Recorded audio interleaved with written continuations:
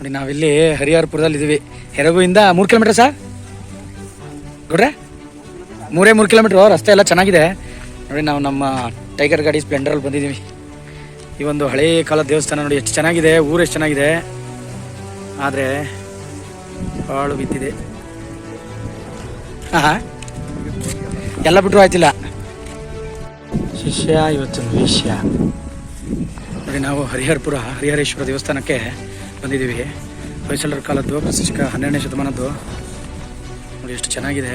3 ಗರ್ಭಗುಡಿಯುಳ್ಳ ದೇವಾಲಯ ನೋಡಿ. ಇದು ಕೂಡ ನೋಡಿ ಒಂದೊಳ್ಳೆ, ಇದು ಹೆರಗು ಸಮೀಪನೇ, ಒಂದು 3 ಕಿಲೋಮೀಟರ್ ಹತ್ತಿರದಲ್ಲೇ ಇದೆ. ಇದು ಹೆರಗು ಸಮೀಪದಲ್ಲೇ ಇದೆ.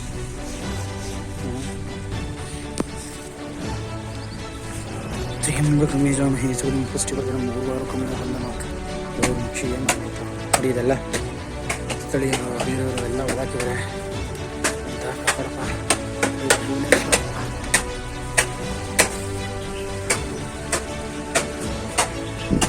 ಇದನ್ನ ಸ್ವಾಗತ ಮಂಟಪ ಅಂತ ಕರಿತೀವಿ. ಎಷ್ಟು ಜನ ಕೆತ್ತನೆ ಹಾಸನದಿಂದ 22 ಕಿಲೋಮೀಟರ್ ದೂರದಲ್ಲಿವೆ. ಇಲ್ಲಿನ ಶಿಲ್ಪಗಳು ಮತ್ತು ವಿಗ್ರಹಗಳು ಡೆನ್ಮಾರ್ಕಲ್ಲಿದೆ ಅಂತ ಹೇಳ್ತಾರೆ. ಯುರೋಪ್ ಖಂಡ ಒಳಗಡೆ ಲಿಂಗ ಇಲ್ಲ, ಯಾರೇ ಪೂಜೆ ಇಲ್ಲ. ಹರಿಹರೇಶ್ವರ ಹರವನ್ನು ಪೂಜಿಸುವಂಥ ದೇವಾಲಯ. ಇಲ್ಲಿ ಕಾಯಿ ಇದೆ. ಒಳಗಡೆ ಎಲ್ಲ ಭಾಳ ಚೆನ್ನಾಗಿ ಕೆತ್ತಿದ್ದಾರೆ ನಮ್ಮ ಕಂಬಗಳು. ಇದೊಂದು ಗರ್ಭಗುಡಿ. ಈ ಎಡಗಡೆ ಈ ಮಧ್ಯದ್ದು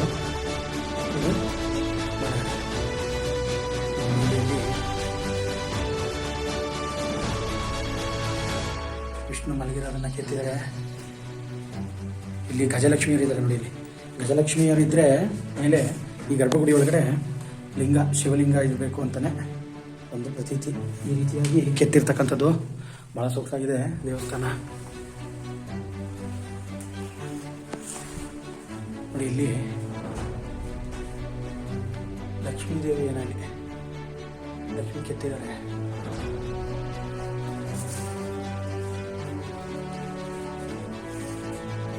ಇವೆರಡು ವೆಂಟಿಲೇಷನ್ಸ್ ಕಿಟಕಿಗಳು ಇಲ್ಲಿ ಚೆನ್ನಾಗಿ ಕೆತ್ತಿದ್ದಾರೆ. ಇದು ವೆಂಟಿಲೇಷನ್. ಇದು ಸುಖನಾಸಿ, ಒಳಗಡೆ ಗರ್ಭಗುಡಿ. ಇದು ನವರಂಗ, ಅದು ಮುಖಮಂಟಪ, ಸ್ವಾಗತ ಮಂಟಪ. ನಾವು ಸ್ಟಾರ್ಟಿಂಗ್ ಇದು ಬರ್ತೀವಲ್ಲ ನೋಡಿ, ಇದೇನೆ ಸ್ವಾಗತ ಮಂಟಪ. ಇದು ಸ್ವಾಗತ ಮಂಟಪ ಹೊರಗಡೆ ಏನು ಬರ್ತಕ್ಕಂಥ ಇದು ಕೂಡ ಹೊಯ್ಸಳರ ಕಾಲದ ತ್ರಿಕೂಟಾಲಯ ಅಂತ ಹೇಳಿದ್ರೆ ತಪ್ಪಿಲ್ಲ. 3 ಗರ್ಭಗುಡಿಯುಳ್ಳ ದೇವಾಲಯವಾಗಿದೆ.